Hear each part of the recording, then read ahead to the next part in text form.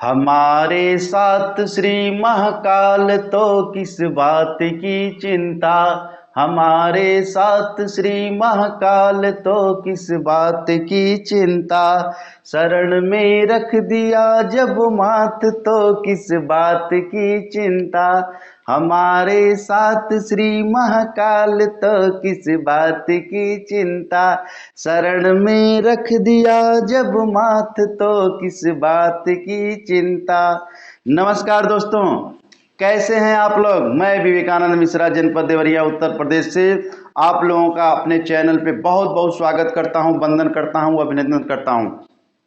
जितने भी प्यारे प्यारे बच्चे इस समय वीडियो को देख रहे हैं, उन सभी बच्चों को बहुत सारा आशीर्वाद। और जो भी हमारे शिक्षक बंधु और प्रधानाचार्यगण और अभिभावकगण इस वीडियो को देख रहे हैं, इस वीडियो से जुड़ते हैं, उन सभी लोगों को दिल की गहराइयों से, हृदय की गहराइयों से बहुत सारा प्यार और बहुत सारा आशीर्वाद उन लोगों से मैं चाहता हूं कि वो मुझे बहुत आशीर्वाद दें और बहुत मुझे प्यार करें। आइए, हम लोग रॉबर्ट नर्सिंग होम, जो हम लोगों का पार्ट 1 हम लोग पढ़ चुके हैं, पहला चैप्टर पढ़ चुके हैं। आज हम लोग पढ़ेंगे रॉबर्ट नर्सिंग होम, कन्हैयालाल मिश्र प्रभाकर जी के द्वारा लिखा हुआ कक्षा 12 का एक बहुत ही सशक्त निबंध, जो एक निबंध नहीं है, यह एक रॉबर्ट नर्सिंग होम में प्रभाकर जी के साथ एक घटना घटित हुई थी, जिसके पर यह आधारित है। प्रभाकर जी स्वयं इसके जो एक लेखक हैं और उन्हीं के साथ हुआ था। आइए हम लोग चैप्टर शुरू करते हैं। जहां से हम लोग पढ़े हैं उसके बाद आज हम लोग पढ़ेंगे, लेकिन चैप्टर शुरू करने से पहले एक छोटा सा आप लोगों से विनम्र निवेदन है, रिक्वेस्ट है कि आप लोग अगर चैनल पे नए आए हैं तो प्लीज़ चैनल को सब्सक्राइब कर लें, लाइक कर लें और अधिक से अधिक बच्चों को शेयर करें, ताकि जो बच्चे इस वीडियो से वंचित हैं, पढ़ाई से वंचित हो रहे हैं, उन लोगों को अच्छी से अच्छी शिक्षा प्रदान की जाए। मेरा यही उद्देश्य है कि जो भी बच्चे हैं जो शिक्षा से वंचित हो जा रहे हैं, उन्हीं को पढ़ाने के लिए, उन्हीं सबों के लिए ये मैं अपना चैनल शुरू किया हूँ, ताकि सभी बच्चे, जो बच्चे हिंदी में फेल हो जा रहे हैं, ये बहुत दुर्भाग्य की बात है कि हमारे उत्तर प्रदेश के बच्चे हिंदी में फेल हो जाएं, ये बहुत बड़ी दुर्भाग्य की बात है। इसीलिए मैं एक बार जो है पढ़ा था कि यूपी बोर्ड में लगभग कई लाख बच्चे फेल हो गए हैं। तब से मैंने प्रतिज्ञा लिया, दृढ़ प्रतिज्ञा लिया कि बच्चों को मैं अधिक से अधिक पढ़ाऊंगा, हिंदी से संबंधित जो है पढ़ाऊंगा। अन्य विषय में फेल होना एक दूसरी बात है, लेकिन हिंदी में फेल होना बहुत ही जो है दुख की बात है और शर्म की बात है। इसलिए आप लोग मन लगा कर पढ़िए और 2024 की बोर्ड परीक्षा में हम लोग 90+ नंबर ला करके दिखाएंगे। ये हमारा विश्वास है, ये मेरा कॉन्फिडेंस है। आइए हम लोग पढ़ते हैं, आगे स्टार्ट करते हैं। हम लोग पहले जो इस पार्ट में हम लोग पढ़े थे, पहले भाग में जो पढ़े थे कि कहानी पूरी हुई तो कई प्रश्न लेखक के मन में उठे। मदर टेरेजा उठते उठते भाग गई, निश्चय ही उन दोनों अनपहचानी पुत्रियों ने, वे स्वयं एक थी। यहाँ तक हम लोग पढ़ चुके हैं पार्ट 1 में, भाग 1 में। आइए हम लोग भाग 2 में पढ़ते हैं। बस इतना ही एक दिन में मैं उनसे कहला सका। लेखक कह रहा है कि मैं मदर टेरेजा से एक दिन में मैं बस इतना ही कहला सका। घर से बहुत चिट्ठी आती है तो मैं यहाँ से किसी स्थान का फोटो भेज देती हूँ। मदर टेरेजा ने कहा कि घर से बहुत चिट्ठी आती है।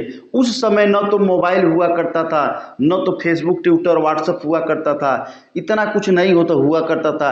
तो उस समय चिट्ठी ही, जिसको पत्र, लेटर भी कहते हैं, वही आता था, वही जाता था, जिसको आने और जाने में लगभग 15 दिन का समय लग जाता था। तो वही वह कह रही कि जब हमारे घर से चिट्ठी आती थी तो उस चिट्ठी में किसी स्थान, जगह का फोटो जो है भेज देती थी। रोग पूरे उभार पे था, रोगी के लिए असहा। मदर टेरेजा ने कहा, तुम्हारे लिए आज विनती करूंगी। उनका चेहरा उस समय भक्त की श्रद्धा से प्रभावित हो उठा। रोग क्या था? पूरे उभार पे था। उभार का मतलब क्या हुआ? अपने पूरे वेग पे था, असहनीय था, बर्दाश्त नहीं हो रहा था, असहाय। रोगी का जो रोग था बिल्कुल बर्दाश्त नहीं हो रहा था, बिल्कुल असहनीय था। असहाय का मतलब होता है जिसको बर्दाश्त न किया जा सके, असहनीय था। मदर टेरेजा ने क्या कहा कि तुम्हारे लिए मैं आज प्रार्थना करूंगी। गॉड के पास जाकर के मैं क्या करूंगी? प्रेयर करूंगी। गॉड के पास मैं जाकर के प्रार्थना करूंगी। यह बात सुन करके भक्त का चेहरा कैसे हो गया? प्रद्योद्भावित हो गया। प्रद्योद्भावित का मतलब क्या होता है? बिल्कुल चमक उठा। यह बात सुन करके कि हमारे लिए मदर टेरेजा प्रार्थना करेंगी, विनती करेंगी, यह बात सुन करके उसका चेहरा क्या होगा? बिल्कुल चमक गया। रोगी ने कहा, कल भी करना मदर। मदर ने कहा कि मैं आज तुम्हारे लिए प्रे करूंगी, मैं तुम्हारे लिए आज प्रार्थना करूंगी। तो रोगी ने क्या किया कि मदर कल भी करना मेरे लिए। लेकिन मदर ने क्या कहा, चलिए मैं 2 लाइन छोड़कर करूं, मैं आप लोगों को बता रहा हूं। बोली ना, कल उसके लिए करूंगी जो सबसे अधिक रोगी होगा, जो सबसे अधिक बीमार होगा, जो सबसे अधिक कष्ट में होगा, उसके लिए प्रार्थना करूंगी। और यह बात उन्होंने कैसे कहा, मदर के स्वर में मिश्री ही मिश्री थी। आप लोग मिश्री देखे हैं ना, पहले मिश्री ढेला के रूप में आता था, आज तो मिश्री बहुत छोटे छोटे कणों में आ रहा है। तो मिश्री जो है मिश्री ही मिश्री, उनके जो स्वर थे, उनकी जो बोली थी, उसमें बिल्कुल मिठास थी, मिश्री जैसी मिठास थी। पूंजे जैसे ढेला होता है ना, इसको ढेला की तरफ मिश्री आती थी, जिसमें मिठास तो तुरंत देती है। मिठास उसमें क्या होता है, तुरंत देती है, पर घुलती भी तुरंत है। मिठास भी तुरंत देती है और घुल भी जाती है तुरंत, यानी मिल जाती है तुरंत। लेकिन अगर उस पर कोई बल प्रयोग किया जाए, जबरदस्ती से उसको काटा जाए, तो मसूड़े को भी क्या करती है, छील देती है। इसीलिए कहा कि नहीं, मैं कल उसके लिए प्रार्थना करूंगी कि जो सबसे ज्यादा कष्ट में होगा, जो सबसे ज्यादा दुख होगा, मैं उसके लिए प्रार्थना करूंगी। यह बात सुनकर के 1000 वाट का बल्ब मेरी आंखों के सामने कौंध गया। यह बात मैंने जब मदर टेरेसा का सुना, क्योंकि मदर टेरेसा ये भी कह सकती थी हाँ करूंगी करूंगी, झूठ भी बोल सकती थी, लेकिन वह बिल्कुल स्वाभिमानी थी, किसी से किसी तरह का द्वेष भेदभाव कुछ नहीं था। इसलिए उन्होंने कह दिया कि नहीं, मैं उसके लिए कल करूंगी जो सबसे ज़्यादा कष्ट में होगा, जो सबसे ज़्यादा दुखदाई होगा, मैं उसके लिए कल प्रार्थना करूंगी। उनकी आंखों के सामने एकदम बिल्कुल कौंध गया ये बात सुन करके। मैंने बहुतों को रूप पाते देखा था। लेखक क्या कह रहा है, हमारे कन्हैयालाल मिश्र प्रभाकर जी क्या कह रहे हैं कि मैंने बहुतों को रूप पाते देखा था, बहुतों को धन पाते, बहुतों को गुणों से और देखा था, लेकिन मानवता के आंगन में समर्पण और प्राप्ति का यह अद्भुत सौम्य स्वरूप आज अपनी ही आंखों से देखा कि कोई अपनी पीड़ा से किसी को पाए और किसी का उसमें सदा किसी की पीड़ा के लिए ही सुरक्षित रहे। लेखक क्या कह रहा है, मैंने बहुत लोगों को सुंदर देखा है। रूप का मतलब क्या होता है, बहुत लोगों को मैं सुंदर देखा हूँ, बहुत लोगों के पास मैं धन देखा हूँ कि बहुत लोग धनवान हैं, बहुत लोगों के पास मैं गुण देखा हूँ कि बहुत लोगों के पास गुण है। लेकिन जो मानवता, जो इंसानियत होती है, जो इंसानियत का आंगन है और उसमें जो समर्पण भाव है, वह समर्पण भाव मैंने बहुत पहली बार अपनी आंखों से देख रहा हूँ, जिसमें बहुत सौम्यता है, बहुत ही सुंदरता है और उसका स्वरूप जो है बिल्कुल सुंदर है। अपनी आंखों से देख रहा हूँ कि अपने दुखों से, पीड़ा का मतलब होता है दुख, अपने दुखों से किसी को पाया जा सकता है और किसी का उत्सर्ग मतलब समाप्त, सदा सदा के लिए किसी की पीड़ा को समाप्त भी किया जा सकता है, किसी के दुखों को समाप्त भी किया जा सकता है। हमारे प्रभाकर जी का स्टेटमेंट है कि किया जा सकता है और उसको सुरक्षित भी रखा जा सकता है। अगला जो पैराग्राफ आ रहा है बहुत ही इंपॉर्टेंट है परीक्षा की दृष्टि से, एग्जामिनेशन की दृष्टि से। ऊपर के बरामदे में खड़े मैंने एक जादू की पुड़िया देखा। क्या देखा, लेखक कह रहा है ऊपर के खड़े बरामदे में मैंने एक जादू की पुड़िया देखी। कैसी जी पुड़िया देखी, जीती जागती जादू की पुड़िया देखी। आदमियों को मक्खी बनाने वाला कामरूप का जादू नहीं, मक्खियों को आदमी बनाने वाला जीवन का जादू। लेखक क्या कह रहा है, इन मक्खी शब्द किसको प्रयोग किया है, जो व्यक्ति बीमार है, जो व्यक्ति मरीज है, जो बिल्कुल जो असहनीय है, उसको बिल्कुल एक्टिव कर देना, बिल्कुल स्वस्थ कर देने वाली जादू की बात यहाँ कही जा रही है। होम की सबसे बढ़िया मदर मार्गेट, होम की जो रॉबर्ट नर्सिंग होम है, उस नर्सिंग होम की सबसे बढ़िया, सबसे ओल्ड जो मदर है, जिसका नाम है मदर मार्गेट, उसका कद कितना है, बिल्कुल नाटा है। उन्हें गुड़िया कहा जा सकता है। लेखक कह रहा है उन्हें क्या कहा जा सकता है, गुड़िया कहा जा सकता है। पर उनकी चाल में गजब की चुस्ती थी, बिल्कुल चुस्त थी, दुरुस्त थी। उनकी जो चाल थी बिल्कुल चुस्त और दुरुस्त थी। उनके कदम में बिल्कुल फुर्तीली थी, वो कदम जब चलती थी ना तो बहुत फुर्तीले से चलती थी। और उनके व्यवहार में बिल्कुल मस्ती थी, वो बिल्कुल मस्त होकर के व्यवहार किसी से करती थी। उनकी जो हंसी थी, ऐसी हंसी थी कि मानो मोतियों की बोरी खुल गई हो। उनकी जो हंसी थी, उनके जो दांत थे बिल्कुल जो है कि सफ़ेद सफ़ेद, बिल्कुल चमकीले थे, जैसे चमक रहे थे, जैसे लग रहा था कि मोतियों का बोरा खुला हो। उनकी ऐसी हंसी थी और उनका जो काम था जैसे मानो मशीन को मात दे दे। मात मतलब मशीन को भी हरा दे। इतना वो बढ़िया और इतना तेज और इतना फास्ट काम करती थी कि मशीन भी उनकी आगे हार मान जाती थी। भारत में वो 40 वर्षों से सेवा में रसलीन थी। रसलीन मतलब बिल्कुल लगी हुई थी, लीन थी उसी में। भारत में रोगियों की सेवा करते हुए वह 40 वर्षों से लीन थी। जैसे और उन्हें कुछ जीवन में नहीं चाहिए और न तो उन्हें कुछ जानना है। जीवन में उनको कुछ नहीं चाहिए और न ही उनको कुछ जानना है। ऑपरेशन के लिए एक रोगी आया। उसी समय क्या हुआ, एक घटना घटित हुई कि ऑपरेशन के लिए एक रोगी आया। ऐसो आराम में पला जीवन, कहने को बेचारे की आदत, सहने को उसे क्या पता, पर कष्ट क्या पात्र की क्षमता देख करके आता है। लेखक क्या कह रहा है, उसी समय एक ऑपरेशन के लिए मरीज आया जो ऐशो आराम सुख सुविधाओं में पला हुआ था।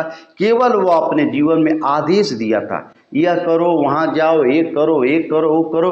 केवल वो अपने जीवन में आदेश दिया था और कहने को बेचारे की आदत थी। सिर्फ कहने की उसकी आदत थी और उसको सहने के लिए कुछ नहीं था। वो अपने जीवन में कुछ सहा नहीं था, अपने जीवन में कुछ भी बर्दाश्त नहीं किया था। पर क्या जो रोग होता है, जो दुख होता है, जो कष्ट होता है, वह व्यक्ति को देख करके आता है, पात्र को देख करके आता है कि किसको दुख दिया जाए, किसको न दिया जाए, कौन गरीब है, कौन अमीर है, कौन छोटा है, कौन दुख को बर्दाश्त कर सकता है, किसके पास पैसा है। यह सब देख करके तो कष्ट आता नहीं है। पात्र को देख करके तो बिल्कुल नहीं आता है, उसकी क्षमता, उसकी कैपेसिटी को देख करके तो बिल्कुल नहीं। और जोर जोर से चिल्लाने लगा, मदर मैं मर जाऊंगा, मदर मैं मर जाऊंगा। उसने बिहल होकर के कहा। उसने क्या हुआ, बिहल होकर के कहा। बिहल मतलब व्याकुल और परेशान होकर के कहा। वातावरण बिल्कुल चित्कार की बिहलता से भर गया, पर बूढ़ी मदर की हंसी के दीपक ने झपकी तक नहीं ली। लेखक क्या कह रहा है कि बिल्कुल बिहल होकर के, चित्कार का मतलब होता है चिल्ला चिल्ला करके वह कह रहा था, जिसके कारण वहां का जो वातावरण था बिल्कुल व्याकुल परेशान हो गया था। और वह इतना चिल्ला रहा था कि मदर मैं मर जाऊंगा, मदर मैं मर जाऊंगा। लेकिन ये सारी बातें सुनकर जो हम सबसे मदर थी, नर्सिंग होम की सबसे बूढ़ी मदर थी, जिनका नाम था, वह बिल्कुल, उनकी जो हंसी जो थी ना, बिल्कुल नहीं रुकी, बिल्कुल दीपक की तरह जलती रही। उनकी हंसी बिल्कुल नहीं रुकी कि मरीज को क्या हुआ है, क्या नहीं हुआ। बोली, और तुरंत उनका स्टेटमेंट आ रहा है इन्वर्टेड कॉमा, बोली, कुछ नहीं, कुछ नहीं, कुछ नहीं हुआ है तुमको, कुछ नहीं। आज है एवरीथिंग, आज सब कुछ, कल समथिंग, कुछ कुछ, और बस नथिंग, कुछ नहीं। और वे इतने जोर से खिलखिलाकर हंसी कि आसपास तक कोई होता तो झेप जाता। अगर आसपास कोई होता ना तो बिल्कुल झेप जाता। जब मौत आती है तो ये थोड़े है कि किसी के कहने से, किसी के कुर्कने से मौत रुक जाएगी। जिंदगी एक किराए का घर है, एक ना एक दिन निकलना पड़ेगा। मौत जब तुझको आवाज देगी, घर से बाहर निकलना पड़ेगा। बोली, कुछ न कुछ नहीं, एवरीथिंग। और लास्ट में क्या कि एक रोगी उन्होंने देखा। उन्होंने क्या किया, एक रोगी को देखा जो चिंता के गर्त, गर्त का मतलब होता है गड्ढा, चिंता के गर्त से उठ उभरती रोगड़ी, रोगड़ी का मतलब कोई स्त्री है, उसको कह रहा है। और जोर से ऐसे चुटकियां बजाई और बजा कर कही, जी उठी, जी उठी, जी उठी। इतना जोर से कहे, जी उठी, जी उठी, जी उठी। यह अनुभव कितना चमत्कारिक है। हमारे जो है कि मिश्र जी कह रहे हैं कि ये अनुभव कितना चमत्कारिक है। जो देख रहे थे, जिनका ये अनुभव था, जो इनका एक्सपीरियंस था, कह रहे थे कितना चमत्कारिक है कि यहाँ से जो जितनी अधिक बूढ़ी है, रॉबर्ट नर्सिंग होम में जो जितनी बूढ़ी है वह उतनी ही अधिक प्रफुल्लित है, उत्साहित है। उत्फुल्ल का मतलब होता है उत्साह, और मुस्कान में ही है, उसके चेहरे पर बिल्कुल मुस्कुराहट है। यह किस दीपक की ज्योत है, ये सभी लेखक ने उनकी मुस्कुराहट को दीपक की ज्योत कहा है कि किस दीपक की ज्योत है, जागरूक जीवन की, लक्ष्यदर्शी जीवन की या सेवानिरत जीवन की। जागरूक जीवन, जिसके जीवन में हमेशा जागरूकता हो, जिसके जीवन में कोई लक्ष्य दिखाई देता हो, जिसके जीवन में सेवा भाव हो, हमेशा सेवा भाव किया जा सके, अपने विश्वासों के साथ साथ एकाग्र जीवन की। एकाग्र मतलब होता है बिल्कुल एकांत जीवन की। भाषा के भेद रहे हों, भाषा तमाम तरह की भाषाएं बोली जाती हैं। भाषा की भारत की भाषा अलग है, फ्रांस की भाषा अलग है, जर्मनी की भाषा अलग है। तो लेखक हमारा कह रहा है भाषा का भेद रहेंगे भी, पर यह ज्योत जो है विश्व की सर्वोत्तम ज्योत है। जो प्रेम है, जो भाईचारा है, जो सेवा है, यह विश्व की क्या है, सबसे बड़ी सर्वोत्तम ज्योत लेखक ने चुका। सिस्टर क्रिस्टेल्ड का तबादला हो गया था। अगले स्टेंजा में क्या कर रहा है लेखक कि सिस्टर क्रिस्टेल्ड का तबादला हो गया, अब वो धानी के भील सेवा केंद्र में काम करेंगी। क्रिस्टेल्ड का क्या हो गया, तबादला हो गया, और वो धानी के भील क्षेत्र, भील मतलब जो आदिवासियों का क्षेत्र होता है, वहां पे वो काम करेंगी। ओह, लेखक कह रहा है कितने कष्ट। ओह, उस जंगली जीवन में यह कर्पूरिका, उस जंगली जीवन में जो आदिवासियों का जीवन है, वहां पे एक कर्पूरिका, पर कर्पूरिका तो अपने सौरभ में इतनी लीन है, उसे स्वर्ग के अतिरिक्त और कुछ दिखता ही नहीं और न सूझता है। लेखक कह रहा है कि वह कर्पूरिका बिल्कुल कपूर की तरह सुंदर, कपूर की तरह बिल्कुल सफ़ेद। आप लोग कपूर देखे होंगे, कपूर बिल्कुल क्या होता है, सफ़ेद होता है, और कपूर की वर्ण की तरह ही वो बिल्कुल सफ़ेद थी। अपने सौरभ यानी अपने सुंदरता के लिए इतनी वो लीन थी कि उसे स्वर्ग के अतिरिक्त, उसे स्वर्ग के अतिरिक्त, सौरभ का मतलब होता है सुगंध, अपने स्वर्ग के अतिरिक्त उनको कुछ नहीं दिखता था और नहीं कुछ सूझता था। वह हम लोगों से मिलने के लिए आई थी। हॉस्पिटल में आप लोग जाते होंगे तो देखते होंगे, कोई सिस्टर या कोई दाई जब उनका जाने का समय होता है, छुट्टी का समय होता है, तो मरीजों से मिलने के लिए आती हैं ताकि मैं मरीजों से मिल लूँ।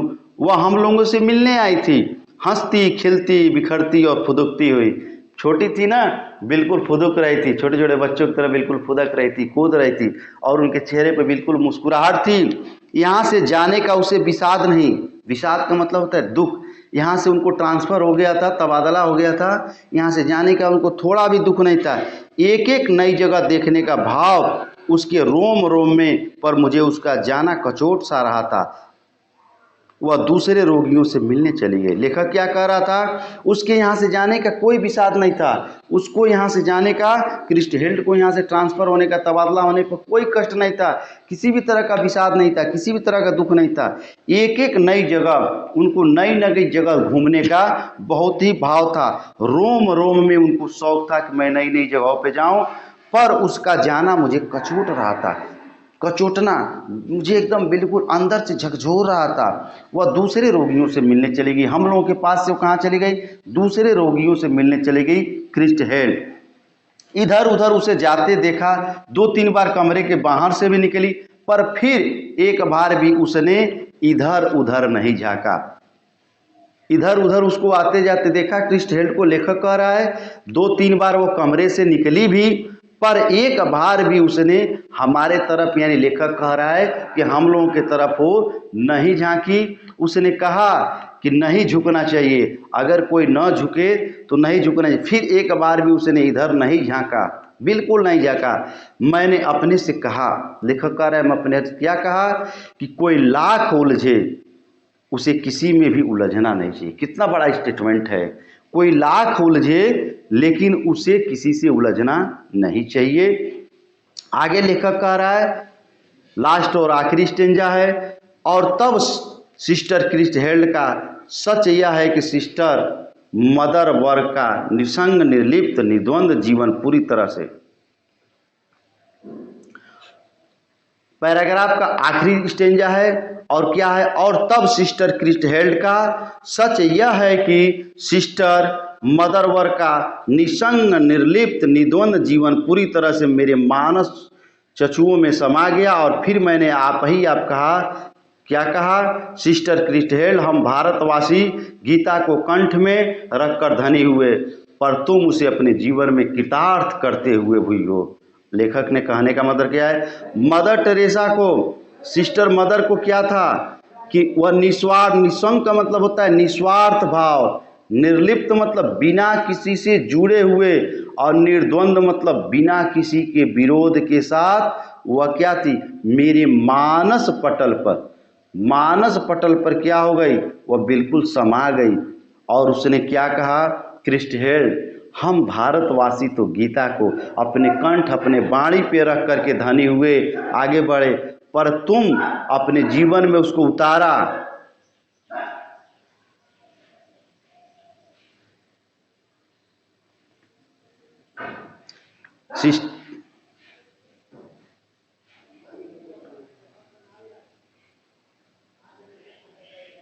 सिस्टर क्रिस हेल्ड, हम भारतवासी गीता को कंठ में रख करके धने हुए, पर तुम तो उसको अपने जीवन में उतार लिए। हम लोग तो सिर्फ उसको पढ़े, अपने गले में कंठ पे रखे, अपने जबान पे रखे, मुंह पे रखे, लेकिन तुम तो उसको अपने जीवन में साक्षात उतार लिया। यह हमारा था रॉबर्ट नरसिंह होम का पार्ट 2 भाग 2, जिसको कन्हैयालाल मिश्र प्रभाकर जी के द्वारा लिखा हुआ एक बहुत ही सशक्त, कहें तो ये निबंध तो नहीं कहेंगे, लेकिन ये बहुत ही जीवन से जुड़ा हुआ हमारे प्रभाकर जी का है। आइए इसी के साथ हम लोग का रॉबर्ट नरसिंह होम भाग 2 भी समाप्त हुआ, और हम चलते हैं अगले लेसन की तैयारी करने। अगला लेसन हम लोग का आ रहा है अशोक का फूल, जो हजारी प्रसाद द्विवेदी जी के द्वारा लिखा हुआ एक बहुत ही सशक्त और मजबूत निबंध, और परीक्षा की दृष्टि से तो वेरी वेरी इंपॉर्टेंट लेसन है।